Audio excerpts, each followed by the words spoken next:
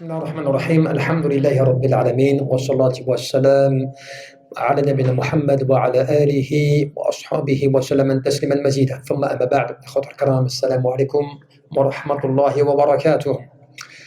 إخوة الكرام قال جل في علا في كتاب العظيم فأما من طغى وآثر الحياة الدنيا فإن الجحيم هي المأوى وأما من خاف مقام ربه ونهى النفس عن الهوى فإن الجنة هي المأوى. Dans ces versets, Allah subhanahu wa ta'ala nous rappelle que celui qui va transgresser les limites et qui aura préféré les apparences mondaines, qui aura préféré les effets de ce bas monde, sa demeure finale, wal'iyadu billah, sera l'enfer. Alors que celui qui aura craint son Seigneur, qui aura craint en fait, khafa maqama rabbihi wa naha an-nafsa 'anil hawa, qui aura craint en fait de se présenter devant Allah Azza wa Jal et qui aura retenu son âme de tomber dans les passions, sa demeure à lui sera le paradis. Tu comprends quoi? Tu comprends fa an-nafs tad'u ila at-tughyan wa ithar al-hayat ad-dunya wa Rabbu Azza wa Jal yad'u al-'abd ila khawfihi ونهي عن النفس عن الهوى والقلب بين أداعي يميل إلى هذا الداعية تارة وإلى هذا تارة وهذا موضوع ابتلاء والمحنة. Tu sais, l'âme de la personne, elle est tout le temps appelée, l'âme de ta personne, ce que nous avons tous en nous-mêmes, chacun d'entre nous, notre âme, elle nous appelle toujours à dépasser les limites, à transgresser, à dépasser les limites, tout le temps. Ton âme en toi, elle te pousse à cela. Et elle te pousse à t'attirer, à t'arrêter sur les apparences mondaines, à t'arrêter à l'amour de ce bas monde, à aimer ce bas monde. Ça, c'est ton état naturel. En toi, tu as un nafs qui t'appelle toujours à vouloir dépasser les limites et à vouloir aimer al-hayat al-dunya. Alors qu'Allah subhanahu wa ta'ala, il t'appelle à quoi? Allah Jalla fi'ala, il t'appelle à le craindre. Allah Azza wa Jalla, il t'appelle à condenser, à retenir ton âme de tomber dans les passions. Parce que le cœur, al-qalb, il est appelé par ces deux choses. Soit toi tu vas lutter pour ne pas tomber dans les passions, soit on va t'appeler à profiter, des passions et à aimer ce bas monde. Donc tu es toujours en lutte.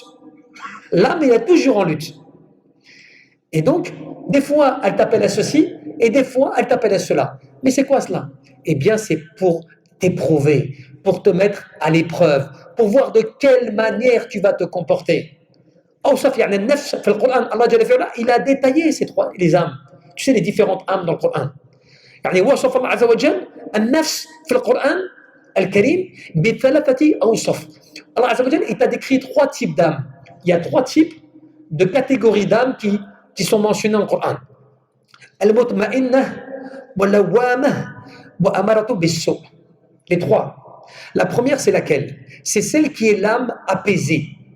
La deuxième, c'est celle qui est l'âme en constante lutte, combat entre le bien et le mal. Et enfin, tu as l'âme qui est incitatrice au mal. Toujours les 3 qui sont cela. Et donc, qu'est-ce que al-nafs al-mutma'inna? C'est quoi l'âme apaisée? Al-nafs, sakatat Allah Azza wa Jal wa tatma'innat bi dhikrihi wa anabat ilayhi wa istashaqat ila liqa'ihi wa anisat بقربه فهي النفس مطمئنة وهي التي يقال لصاحبها عند الوفاة يا أيها النفس المطمئن فادخلي راضية مرضية فادخلي في عبادي وادخلي جناتي.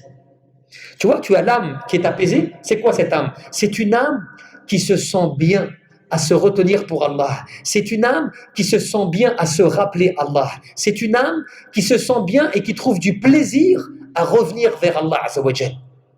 Elle est apaisée. Elle aime la proximité avec Allah subhanahu wa ta'ala. Cette âme-là, c'est une âme qui est apaisée. Alors je lui a accordé le fait de se sentir bien en elle-même. Et cela, Allah Jalla fi'ala te l'a mentionné à quel moment? Au moment de la mort. Lorsque l'âme va pour quitter le corps, Allah nous mentionne au Coran, qu'est-ce qu'il dit? Ô toi, âme apaisée, reviens à ton Seigneur, donc qui t'a agréé, qui t'accordera son agrément. et rentre, tu vois, tu es rentré donc dans mon adoration et entre dans mon paradis. Donc l'âme apaisée, elle est accueillie avec agrément et avec belle annonce, tu vois, parce qu'elle est apaisée. Et ensuite, tu vois, النفس يعني الأمارة بالسوء الأمارة بالسوء, cette âme qui est incitatrice au mal. وهذا يعني ضمن النقيض من النفس المطمئنة. النفس يعني الأمارة بالسوء وهي التي تأمر صاحبها باتباع الشهوات من الغي والباطل فيها مأوى كله يعني السوء وهي التي يعني تقوده إلى القبيح والمكروه. Et donc l'âme qu'on appelle celle qui incite toujours au mal, tu sais, celle qui, quand des fois, à chaque fois tu vois quelque chose, tu vois quelqu'un, tu as une tentation, eh bien, il y a quelque chose qui t'attire.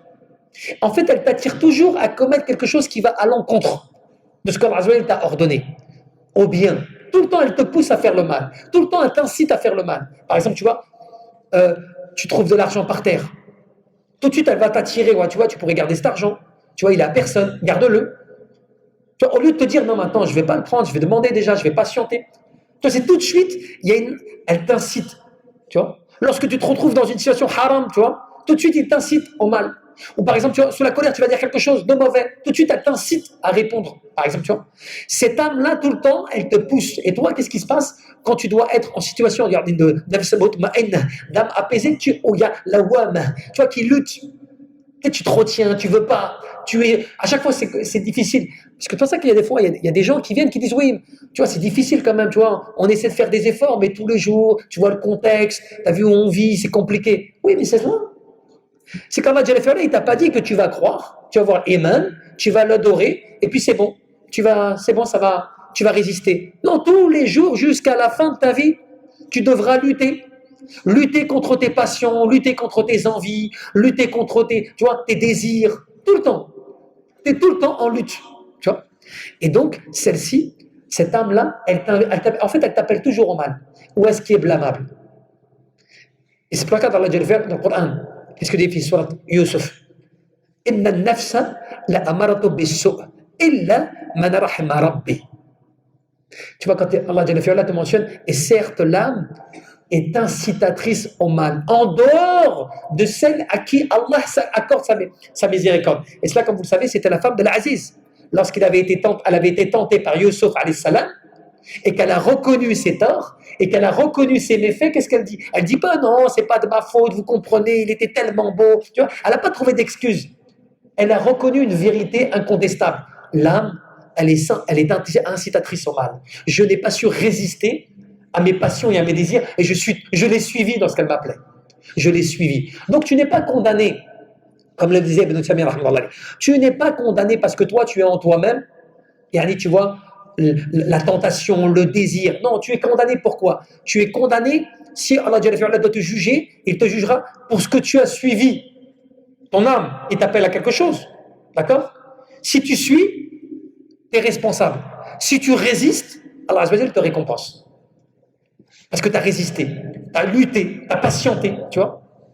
Et donc, on te dit, et cela c'est important parce qu'Allah te dit quoi? وقال أمارة يعني بصيغة يعني المبالغة ولم يقل يعني آمرة لا يعني لأن أمارة أبلغ فهي كثرة يعني الأمر بالسوء. Allah a mentionné, tu vois, un terme en arabe pour dire al-amaratu bis-su'. Il n'a pas dit amara, tu vois. Pourquoi? Pour donner une généralité, une globalité au terme. Cela veut dire elle t'amène ton âme, elle t'incite ton âme à toute forme de mal.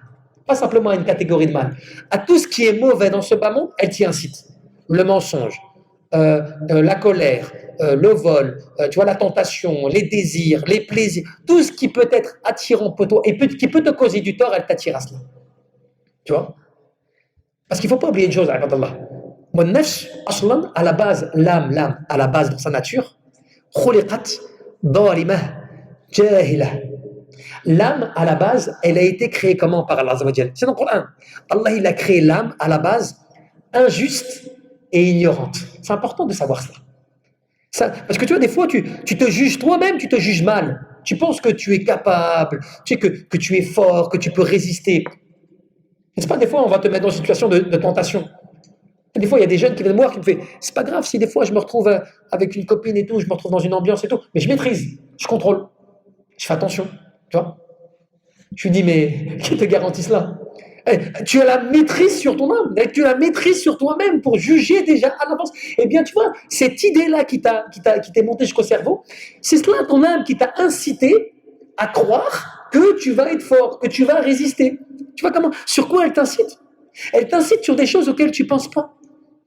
Mais l'âme, à la base, pourquoi elle réagit comme ça? Parce qu'elle est injuste et elle est ignorante. Et Allah, il te dit quoi? Il te dit Wallahu akhrajakum min butuni ummahatikum la ta'lamuna shay'a. Allah Azza wa Jal vous a sorti du ventre de vos mères alors que vous ne connaissez rien. Tu vois? Comme quand Allah Jalla dit Innal insana la zalumun kaffar. Certes, l'âme est totalement injuste et ingrate.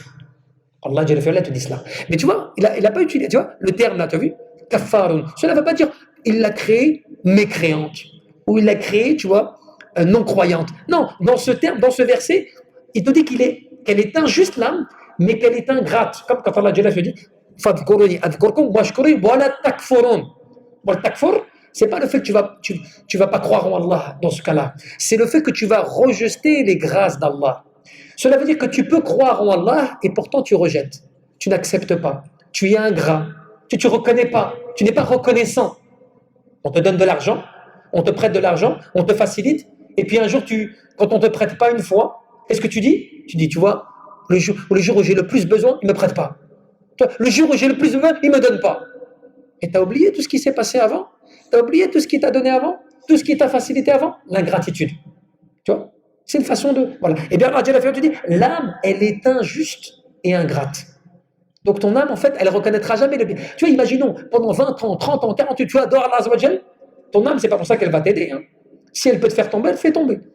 Donc c'est une lutte. La wama. Tu es constamment en train de lutter entre le bien et le mal. Tu vois? Et enfin, ibadallah, qu'est-ce que tu comprends? Juste pour terminer sur cela,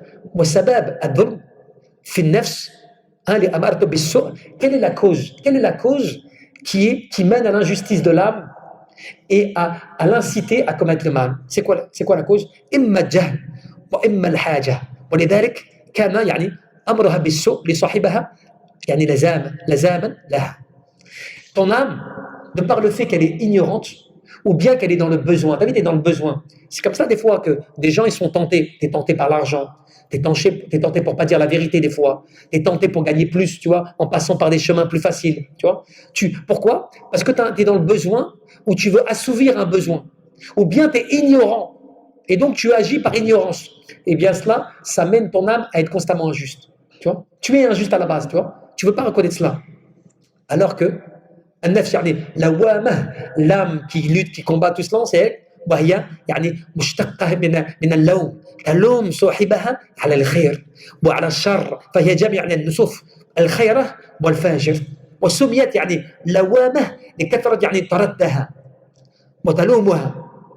Tu vois pourquoi on l'a appelé lawama cette âme-là, l'âme qui est constamment en combat en lutte? Parce que c'est une âme, comme je l'ai dit précédemment, elle veut faire le bien, et puis elle est tentée par le mal, et des fois elle est penchée vers le mal, et elle résiste, elle revient vers le mal, vers le bien. Tu vois, elle est constamment en lutte. Et donc le terme en lui-même utilisé, c'est une âme qui a un penchant vers le mal et vers le bien. Et donc elle lutte pour essayer de garder l'équilibre. C'est pour ça que c'est difficile. Mais si tu as compris cela, subhanallah, tu as compris le rôle de ces âmes-là présentes, eh bien tu as compris beaucoup de choses dans ton adoration d'Allah, subhanahu wa ta'ala. Et là tu fais plus attention. Pourquoi est-ce que même Yusuf, alayhi salam, dans la pièce dans laquelle il était, enfermé par la femme de l'Aziz, il n'avait plus le pouvoir, il était emprisonné, esclave, et il avait en face de lui l'une des plus grandes puissances du pays, puisque c'était la femme du roi d'Égypte, subhanallah, tu vois, du vizir et tout. Donc, il était que soumis à tomber dans le péché. Eh bien, il a imploré Allah, subhanahu wa ta'ala, de le secourir. Sinon, il allait tomber il allait être tenté. Mais tenté dans quel sens? Dans le sens de la faiblesse de cette âme qui t'incite, qui te pousse constamment au mal, tu vois. Allah l'a fortifié. Mais c'est pour dire quoi? Pour dire que l'être humain lui-même, s'il ne lutte pas, s'il ne résiste pas, eh bien, il va, quel que tu sois, hein, que tu connaisses ou tu ne connaisses pas, que tu sois un alim ou pas, Si tu ne résistes pas aux tentations, aux désirs, aux appels comme ça, il y a de dunya, eh bien tu vas tomber dedans, à un moment ou à un autre. Même si tu es un grand, machallah, quelqu'un que tu connais, tu vas commettre une injustice, ton âme en elle-même, au fond de toi-même, elle te pousse à cela. Donc c'est une lutte. Et là, quand tu arrives à cela, à la fin, comme le disait Cheikh Abdurrahman ibn Sa'di, il fait tafsirih, qu'est-ce qu'il disait? Il disait, l'âme, en fait, eh bien, elle est récompensée en conséquence de la lutte. Tu as lutté, tu as patienté, tu as résisté. Et c'est pour ça qu'Allah, à la fin, il s'adresse à l'âme apaisée et qui la récompense, qui lui dit, tu vois, viens maintenant avec l'agrément, avec mon agrément, tu vois, dans mon adoration, pour mon adoration, entre dans mon paradis, tu vois, parce que tu as résisté, tu as lutté. Tu as combattu, c'est un combat constant. Encore une fois, toujours l'image, tu vois, de ce sportif, tu vois, qui a une compétition, tu vois, qui a un objectif et il ne lâche pas l'entraînement. Même quand les gens l'appellent pour lui dire, tu vois, viens, on fait une petite sortie aujourd'hui. Non, viens, on part de 3 jours en vacances, tu vois. Lui, il a un programme dans sa tête, tu vois, il se dit, non, je peux pas faire ça. Si je commence à me laisser aller, je vais m'affaiblir. Si je commence à me laisser aller, je vais diminuer. Je vais perdre en qualité. Je peux pas me permettre. Faut que je me prive. Il se prive des loisirs, il se prive des plaisirs extérieurs avec les gens, il se prive de plein de choses, ce sportif professionnel, parce qu'il a un objectif. Le musulman, il a un objectif, c'est d'atteindre le paradis et l'agrément d'Allah subhanahu wa ta'ala. Et pour cela, il est obligé de résister aux tentations. Et les pires des tentations, c'est autour de toi, c'est tes proches, c'est ceux qui te connaissent bien, c'est tes amis, c'est eux parce que eux, ils ont plus de facilité à s'introduire pour t'attirer, voire même, tu vois, au sein même de la famille. Dans les limites que tu ne dois pas dépasser. Ils ont plus accès à ton intimité. Et quand on a accès à ton intimité, c'est là que tu es plus faible encore. Parce que quand on est c'est des personnes étrangères, tu arrives à prendre une distance. Mais quand c'est l'intimité, quand c'est des proches, c'est plus difficile. Parce qu'ils arrivent à entrer, tu vois, en toi, dans le fait que, eh bien, tu ouvres tes portes, c'est normal, c'est des proches. Tu ne peux pas, tu vois, constamment tout repousser. Donc c'est une lutte, tu fais attention. À quel moment, pourquoi, ceci. Tu vois, il y a des fois, ils me disent, oui, je suis invité, j'ai un mariage, mais bon, ça va être une discothèque. Tu sais, ça va être une discothèque, tu fais ce que tu veux. Voilà qu'il dit, je peux pas dire non. Parce que c'est des proches, si je dis non, ça va être la guerre. Ça va être, c'est fini, ça y est, c'est la cassure. Bah, tu vois, c'est une lutte, là. Là, tu luttes contre toi-même, là. Qu'est-ce que je fais pas? J'obéis pas. Est-ce que je prends sur moi ou pas? Et là, tu vas lutter. Là, tu vas lutter. Et comme vous avez bien compris, celui qui va lutter, c'est celui qui va faire le choix, qui va pas plaire aux gens, et qui va plaire à Allah. Par contre, ton âme incitatrice, elle te demande de plaire aux gens, quitte à déplaire à Allah. Et c'est ça, c'est là que tu perds. Tu penses que tu te dis, c'est pas grave sur le moment, la conséquence, elle vient après. Tu as fait plaisir aux gens en déplaisant, tu vois, en faisant preuve d'ingratitude, parce que c'est l'ingratitude. Allez, vis-à-vis d'Allah. Alors que si tu fais plaisir à Allah, mais quitte à ce que les gens te déplaisent, tu déplais aux gens, c'est pour ça qu'un des pieux, il disait quoi? Il disait, vaut mieux que tu sois méconnu des gens et connu auprès d'Allah, que tu sois connu, tu vois, des gens et méconnu auprès d'Allah. Méconnu par quoi? Par le fait que tu fais tellement de choses mauvaises, et tellement dans les choses qu'il ne faut pas faire, qu'Allah il te laisse à toi-même. Donc tu es connu, tu es respecté des gens, mais auprès d'Allah, tu n'as aucune notoriété. Tu vois?